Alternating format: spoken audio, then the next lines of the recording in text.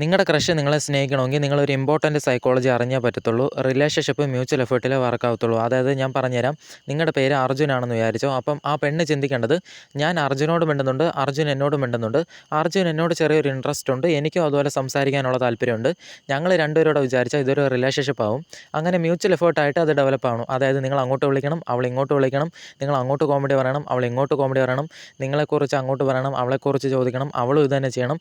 അങ്ങനെ അങ്ങനെ മേലോട്ട് വേണം. അല്ലാതെ നിങ്ങൾ മാത്രം ഒറ്റയ്ക്ക് കിടന്ന് എഫേർട്ട് എടുക്കുകയാണെന്ന് തോന്നിക്കഴിഞ്ഞാൽ അവൾ ചിന്തിക്കുന്നത്, ഇവനല്ലേ എഫേർട്ട് മൊത്തം എടുക്കുന്നത്, അപ്പോൾ ഇവനെ ഇനി പിന്നാലെ നടത്താം, ഇവൻ തന്നെ എല്ലാം ചേട്ടൻ എന്ന് ചിന്തിക്കും. എൻ്റെ ചേട്ടനാണ് വീട്ടിലുള്ള എല്ലാ ചിലവും ചെയ്യുന്നതെങ്കിൽ ഞാൻ ചിന്തിക്കും, ഓക്കെ ഇതിപ്പോൾ എനിക്ക് ലാഭമായല്ലോ, എൻ്റെ പൈസ എൻ്റെ ഇരിക്കട്ടെ എന്ന് ഞാൻ ചിന്തിക്കും.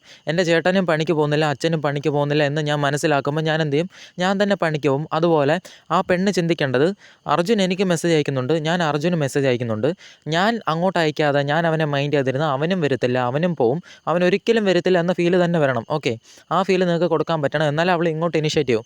ഇങ്ങോട്ട് ഇനിഷ്യേറ്റ് ചെയ്യുമ്പോഴാണ് അവൾക്കും തോന്നുന്നത്, ഞാനും ഇവനോട് മെസ്സേജ് അയക്കുന്നുണ്ട്, ഞാനും എഫേർട്ട് എടുക്കുന്നുണ്ട്, ഞങ്ങൾ രണ്ടുപേരോടെ ചേർന്നാണ് ഡെവലപ്പ് ചെയ്യുന്നതെന്ന് തോന്നും.